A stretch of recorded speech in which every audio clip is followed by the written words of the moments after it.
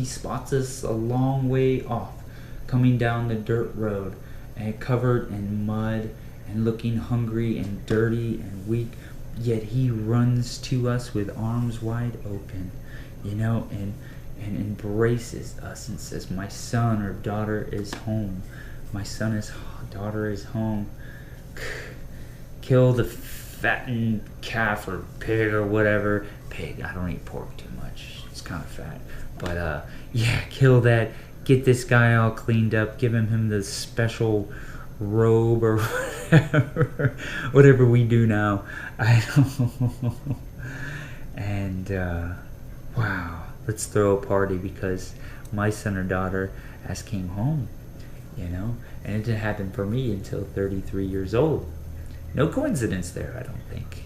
Had to experience some things, and Christ died for us at 33, but then was raised up to heaven right after that, resurrected. So I died. You die when you're baptized, and come out of the water. You're alive in Christ now.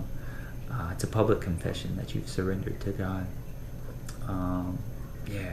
It's pretty awesome. So, therefore, what more shall I say? If God is for us, who can be against us, right? That's right. And I want to be on that team. That'd be Team Jesus. And I want to be part of that pyramid, right? Because I know who's at the top of the pyramid, and I know what kind of leader he is. It's God. He created all things, and all things are wonderful. If you just take a minute to think about it, and watch it, and look at it, We do need to keep in mind that John 10:10, that the evil or the devil or the lion, goes around, is only here to steal, kill, and destroy, and that the lion is here to devour somebody, just looking for somebody to devour. So you need to be in the body of Christ, be in a church, be among other Christian friends, or keep the armor of God with you. Keep it really close, and that's through prayer and relationship with God through reading of the scriptures. You have to understand the scriptures. Don't rush. Just stick to one if you have to. Just repetition. It's about repetition. Repetition is what gets you muscles. Repetition is what gets you a strong heart if you're doing it cardiovascularly intervals. Repetition, and keep it close, and God will be with you always. And anything you ask in His name, He will give you according to His will and His time. Anything. He knows what we want. He created us. So remember and all that. Read Romans 8 yourself to it. Do the dramatic version and read it out loud. When you read this stuff out loud, God is smiling down. Nobody else in the neighborhood right now is reading the Bible out loud. So you be that person. You be that person at work. Nobody else at work is talking about Christ or what He's done in their life or trying to decipher the Bible, what it said, but you and your coworker are, and that God is well pleased in that. That's all He wants. The evil Satan will try to cut that off and make rules.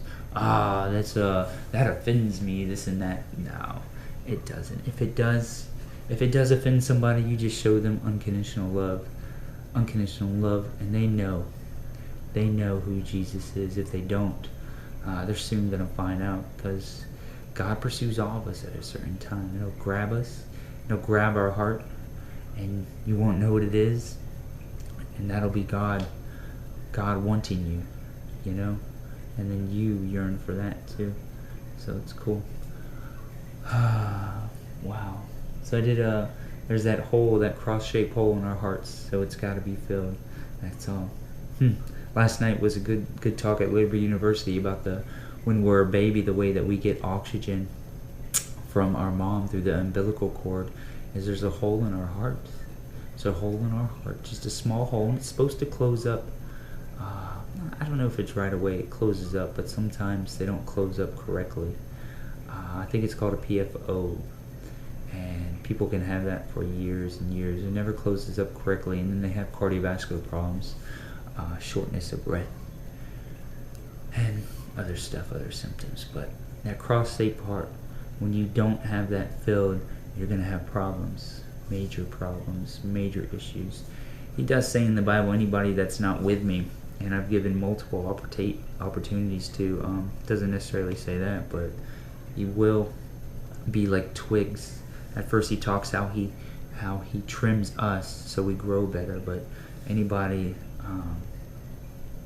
yeah, you'll break apart like twigs and it'll burn you.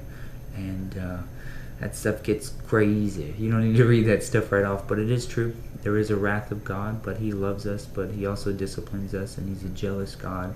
So don't go around trying other things. God is the answer. I discovered that the long, harder way. But it helps with my testimony because I have an understanding of many other religions too. So, but they all point to Jesus too and what God did. Yeah. They were looking for it too. They couldn't quite find it. But yeah, the enemy is very scared of Jesus because how powerful him and his Father are. So pretty cool. And how powerful we are because we got the Holy Spirit. All right, guys, pray, read the Holy Bible, focus on the cross, pray on your knees, talk to God out loud in your car, at home, listen to good music. Everything you watch, everything you speak, everything you listen to, it's got to be honorable to God. You got to live a holy and righteous life, so be very careful with that. The devil will sneak in wherever he can, whatever nook and cranny. If you give him an inch, he's going to take a mile. Don't let him in. Don't let him in at all. Get away from that quick. If any drama comes from somebody's mouth, say, oh, I got to go, or what I do. Oh, my mom's calling. Hold on. Get out of there. Unless you can speak into their life, but you need to have a witness with you. Or two or more gathered, God is there. So always be careful with that. All right? Cool. Love y'all. See ya. That's too long.